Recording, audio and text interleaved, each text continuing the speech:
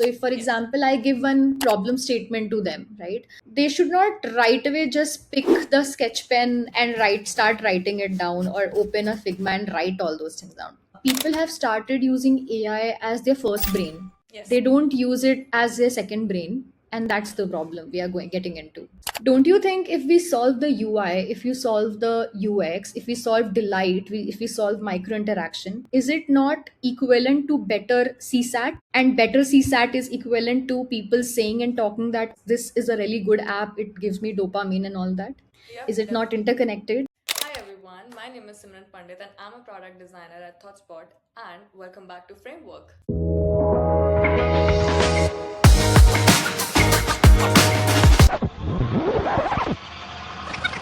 Cool, great. So let's say that now the portfolio job is done. You have been like taken some final portfolios that you want to actually get into the interview with.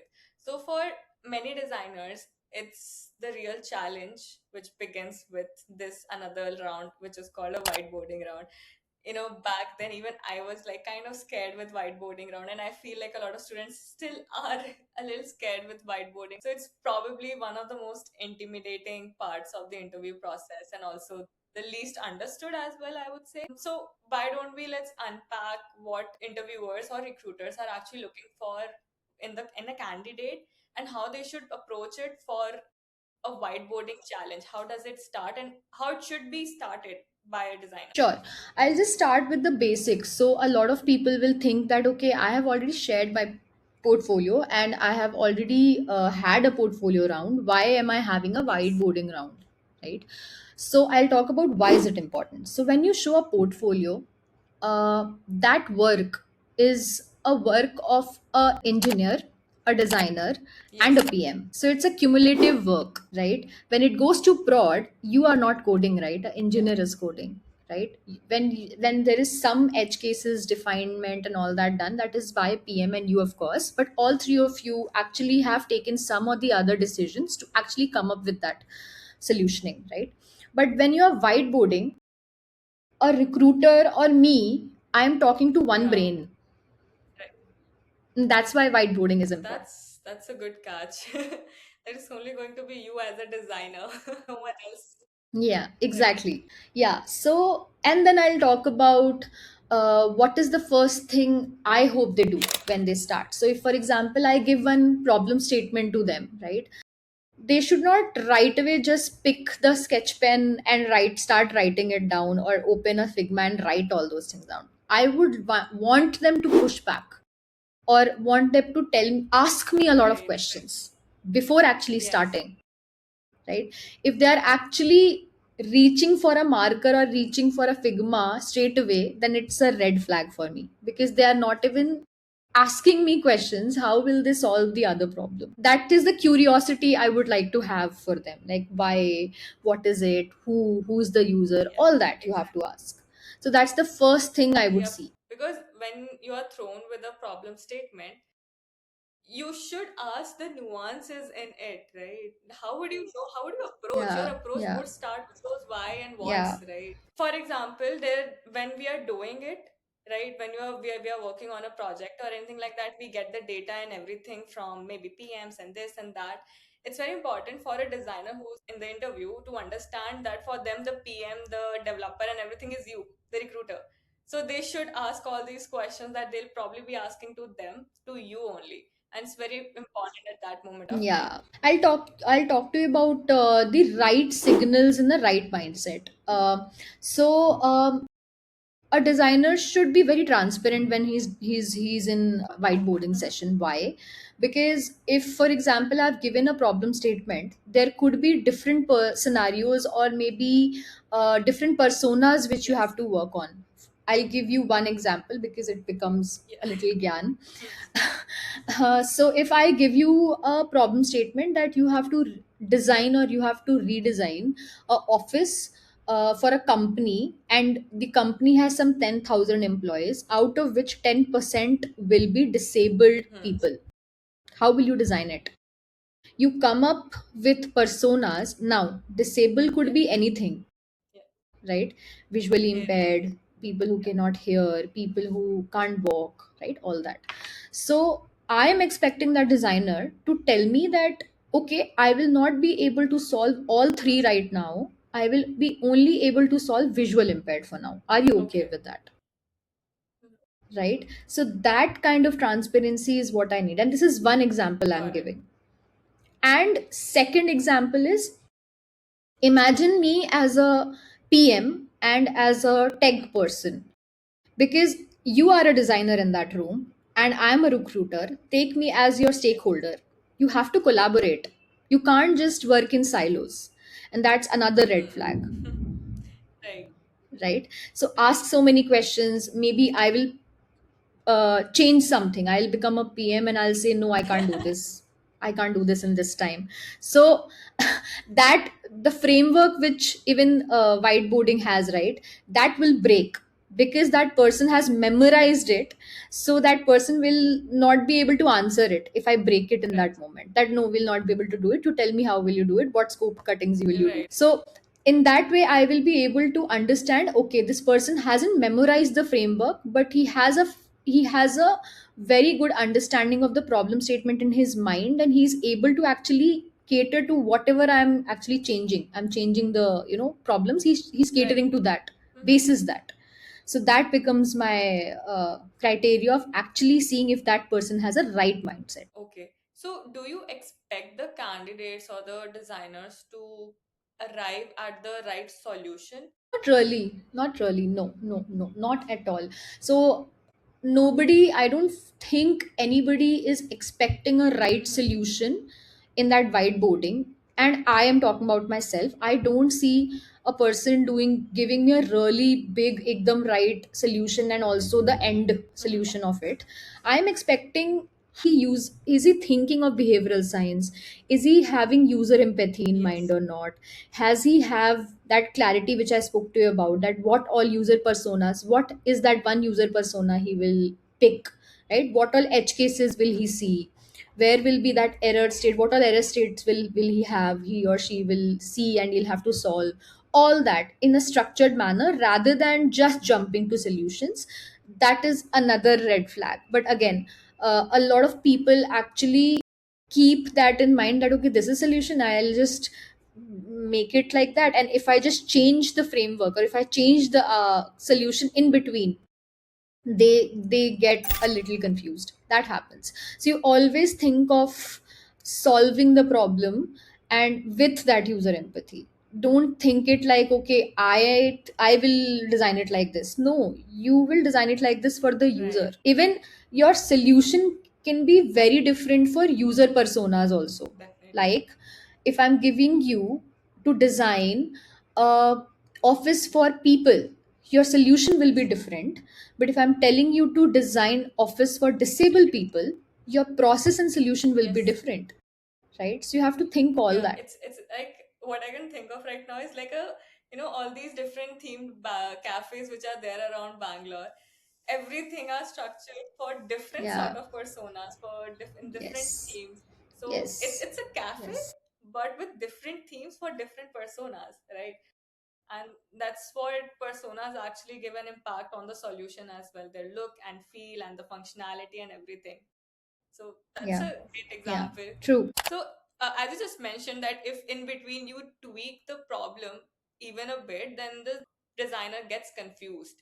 So what do you think if someone, because we all do all the time, gets stuck in between, what should we do at that moment of time when you're sitting overwhelmed in front of a recruiter? What should we do to unblock? I think if I interrupt them, they restart the sequencing of answering it. That's not right, the right way to go about it. You go back to again the people who you are solving it for, and is it the right problem statement or not, and start from there.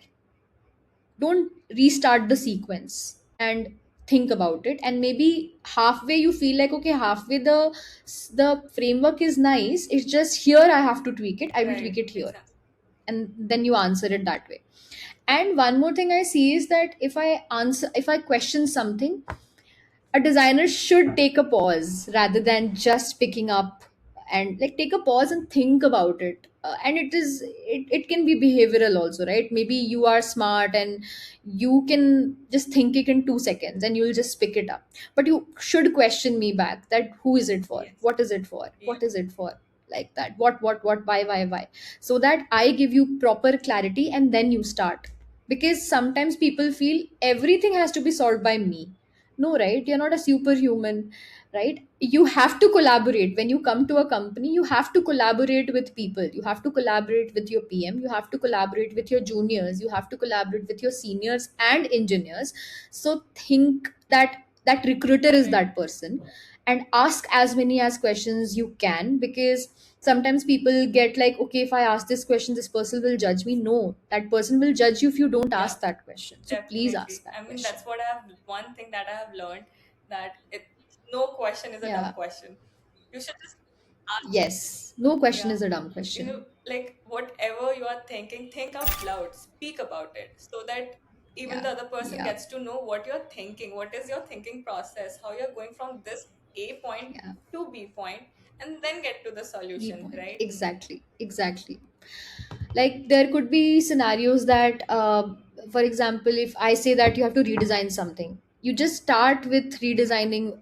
You didn't don't even ask for the current state. What is that current state of that of that app? You right away start redesigning it. So think about that current state and think about what is that target state. Now in between there is a journey which you Right. have to map that journey, Exactly. That's right? that's very important, and I feel like everyone would be very clear now what are the things that they should not do, even for your portfolios or the whiteboarding challenges, and what are the things which are the right things that should actually be done. So, do you think like how should a person be practicing for a whiteboarding challenge?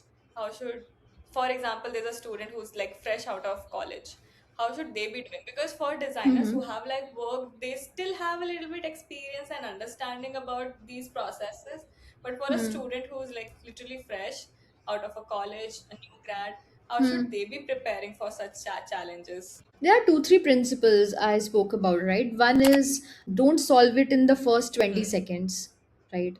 Think, ask a lot of questions. Second, you're not designing for every user, all users, which means you are solving for nobody, right? So put that down that I'm solving for this category, I'm solving for this segment, something like that, which I talk about disability and all, right? I gave that example. Then you actually think of ignoring me in the room. That is not right, because I am the closest to a stakeholder Right. in the room. Use me and ask me all questions you can, so that I actually help you make that solution Yeah. better, right? And the last part is only designing the version where nothing goes wrong is wrong. In real world you have a lot of Yep. problem statements, so how will you cater to all those exceptions? Right. That's great. And I think this conversation that we just had has already answered a lot of questions that designers have and they have been asking for years. So, before we wrap up this whole podcast, I'd love to maybe ask you that one final advice that any student who is going for an interview tomorrow should be walking with in their heads. I think one line I would give is be Yes. curious, uh, and don't shy away, uh, because you are the gatekeeper for your customers and your users who you are going to design for. Have that, be a warrior, like fight for your user, right? Fight for them, even if you have to fight with your HOD, CPU and all. Fight for them, but with proper Yes. numbers in place. What will you bring in to the Yes. table, right? So why do you have to solve it? What is the problem and how is it impacting the business? And what is customer going through? Keep all that thing in mind, and anybody will listen to you with whole heart and say, yes, this is what we have to solve. Let's go ahead and solve this. Yes. The one thing that my managers are always ask me is like, fight the right battles and don't be a rebel without cause. Yeah. Like these two things are like always in my heart. Yeah, I mean, nobody. So when you're going for whiteboarding, I think nobody is thinking of you to be Yes. correct, right? If they're sitting quietly themselves, then I feel there's a problem. You have to use them. So uh, nobody's thinking of that uh, right solution. They are thinking of the journey you're making to that solution. Even if the solution, you haven't reached the solution, they will think of how do you Yes. think, what is that linear thinking you bring into the Yeah, table. and I would like to highlight over here that this whiteboarding challenge, the purpose of this challenge is actually to understand if that design is actually, can you work with that person or not, right? Person or not, yes, yes. And any recruiter, I think any recruiter will give you a trick question as well. To be very honest, this is something which we Yeah. didn't cover. So I also do a trick questioning, and I want that designer to push me back and say, no, you're wrong, this is not the right way to go about it, this is what we should do, and because of this reason we should not do this and we should do Right. this. And this is one trick question which, if you are at the right track, and if you know, and you are a gatekeeper for your user, and you are that warrior for your user, you will fight back and say no. Because nobody wants their team to have a yes person. They would want their team to have a person who has a spine for their Right. user, like who can fight for the user, right? And that is what we all Yes. want. By the way, like that was incredibly insightful, I would say. All the insights that you have shared, all those one-liners that you have given was so crazy. I'm like, it's a big learning for Thank me you. as well. I do this for my own self-learning as well. So thank you so much, Divya, for actually sharing all these You're experiences. welcome. You're Yes. welcome, Simran. It was a great experience even Yes. talking to you. I think all your questions were on point, and whatever you are doing to solve this for upcoming designer is something really, really great. Thanks to you, and a community which you're building is something like a, design social service which Yes. you're doing. I hope it grows, and I hope we together solve a lot of problems. Thank you so much again, and I hope everyone watching leaves with a little more clarity in their heads now. And if you have enjoyed this episode, please do like, subscribe,